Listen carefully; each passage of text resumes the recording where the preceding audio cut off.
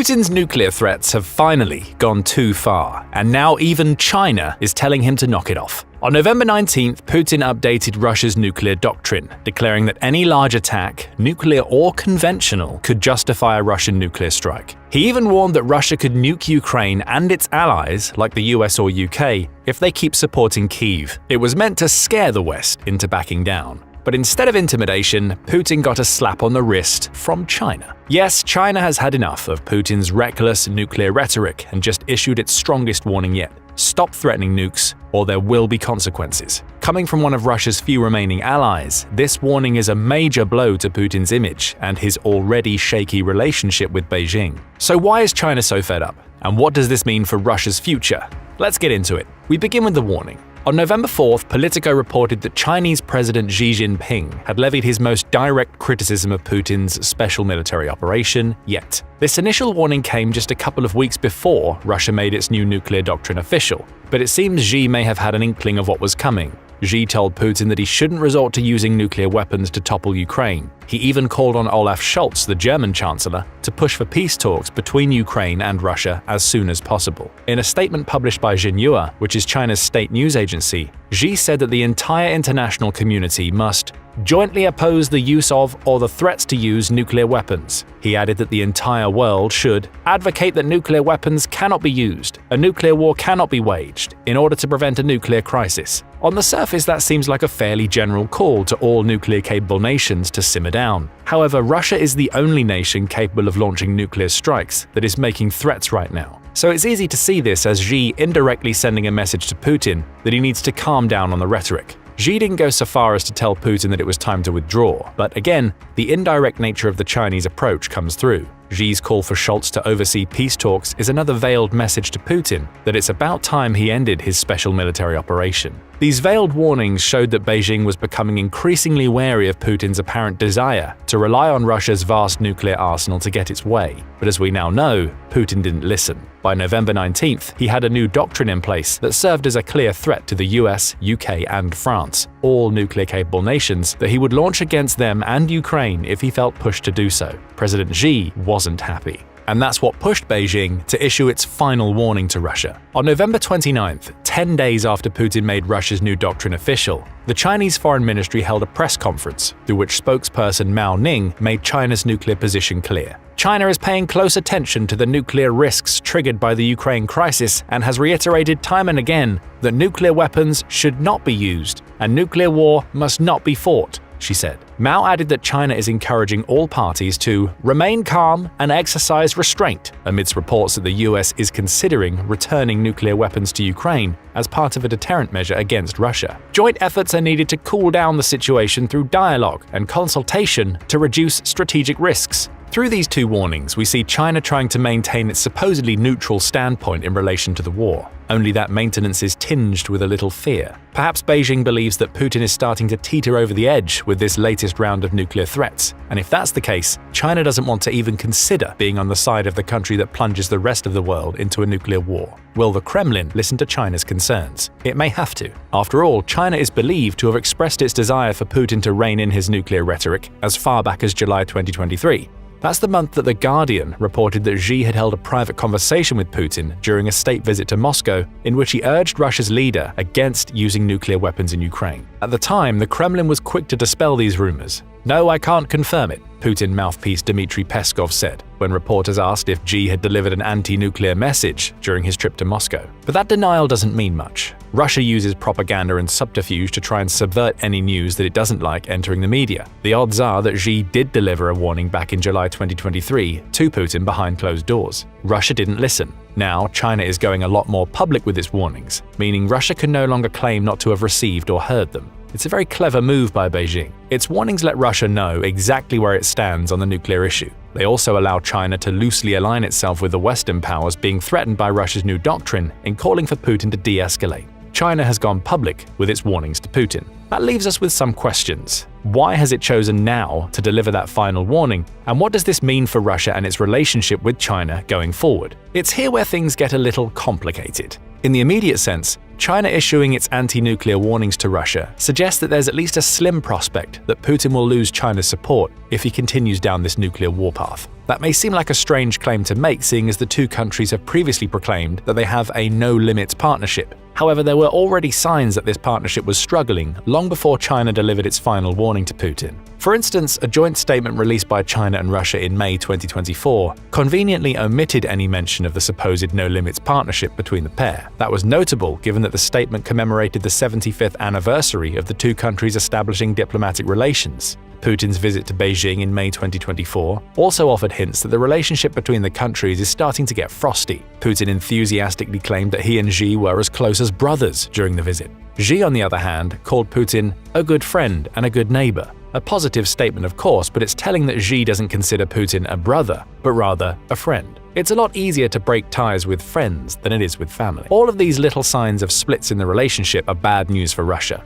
That's especially the case given that Russia has been relying on China as one of its major trade partners in the wake of the sanctions the West has placed against it since February 2022. Two-way trade between the countries was $240 billion in 2023. It seems like 2024 is going to have similar levels, with Reuters reporting that trade between the two amounted to $202.2 billion between January and October 2024. It's also worth noting that China had been providing Russia with dual-use components for most of Putin's special military operation. These are components that typically have commercial purposes, but can also be used militarily. Through this clever version of trading, China has managed to stop short of sending weapons to Russia while giving Putin what he needs to build his own equipment. All of this is trade that Russia desperately needs given its ailing economy and its flagging military. And it's trade that might disappear entirely if Putin follows through on his nuclear threats. After all, China being an established ally of a nuclear weapon-launching Russia would mean its trade with the West would take a massive hit.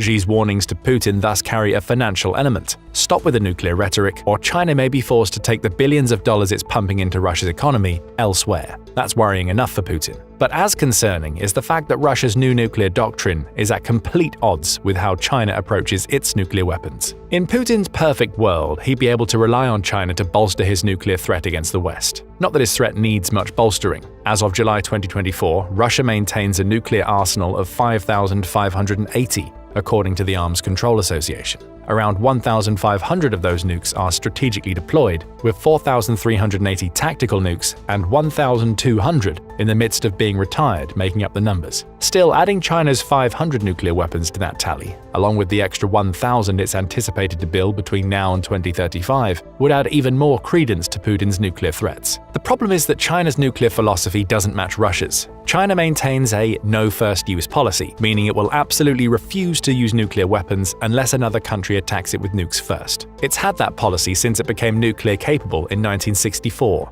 and reaffirmed it as recently as July 2024. In fact, China is one of only 2 nuclear nations, along with India, to have this sort of policy in place. Think about what it means in the context of Russia's new nuclear doctrine. Putin now permits himself to use nukes in the case of large-scale conventional weapons strikes as well as nuclear attacks. He's willing to attack non-nuclear nations like Ukraine. His doctrine also says that Russia reserves the right to launch preemptive strikes if its systems pick up on even a hint of a nuclear missile being sent its way. These are all policies that China diametrically opposes, and Beijing wants no part of working with a nation that would launch nukes and ask questions later. There are clear philosophical differences about the nature of nuclear weapons and their usage between China and Russia. That casts an interesting light on China's final warning to Russia. It's telling Putin that it doesn't support his new doctrine, and that it may be willing to withdraw from their partnership if he follows through on his threats against Ukraine and the West. Xi will hope that this will be enough to convince Putin to back off from his nuclear threats. After all, it was only in January 2022 that China, Russia, the US, France, and Great Britain published a joint statement saying a nuclear war should be avoided. The Kremlin published that statement, according to Reuters. It saw all 5 say,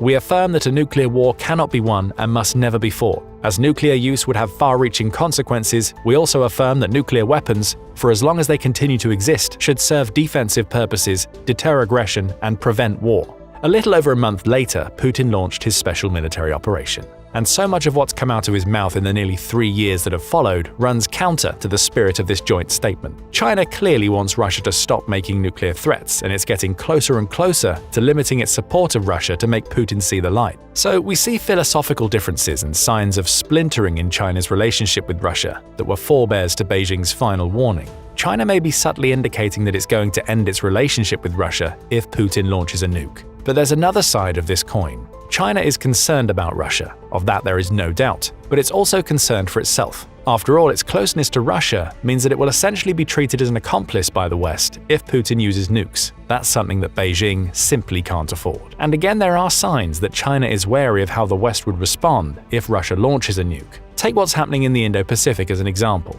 The second half of 2024 has seen the United States strengthen its extended deterrence policies with Japan and South Korea. The US met with both in September, with each meeting leading to a reaffirmation and expansion of the commitments that all three have made to create regional stability in the Indo-Pacific. That's worrying for China. These extended deterrence agreements place South Korea and Japan under the protection of America's nuclear umbrella, which minimizes China's ability to be the Indo-Pacific's big power player through its own nuclear arsenal. In short, Beijing is already worried about Washington's increasing presence in a region it hopes to control. With Putin making nuclear threats while still ostensibly allied to China, he's only giving the United States more reasons to strengthen its defensive commitments around the world, including in the Indo-Pacific. Basically, if Putin carries on the way he is, China will have to deal with an even larger American presence than it currently has in its region. Xi's warning to Putin gains another component. He's not just telling Russia to stop with its nuclear threats due to philosophical differences, he's also warning Putin that his nuclear threats are causing more problems for China. That's not good news for an already slowly fracturing relationship,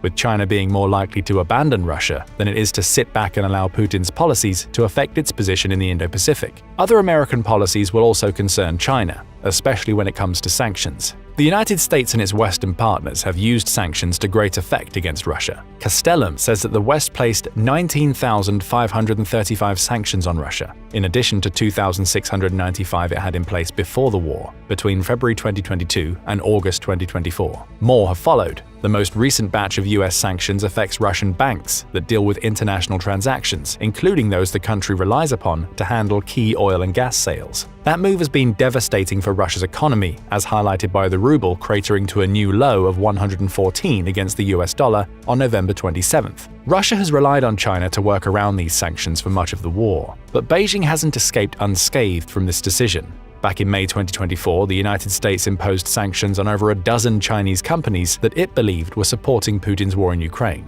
It also announced new export restrictions that will affect China's ability to create its own advanced semiconductors, providing more evidence of America's increasing interest in the Indo-Pacific region.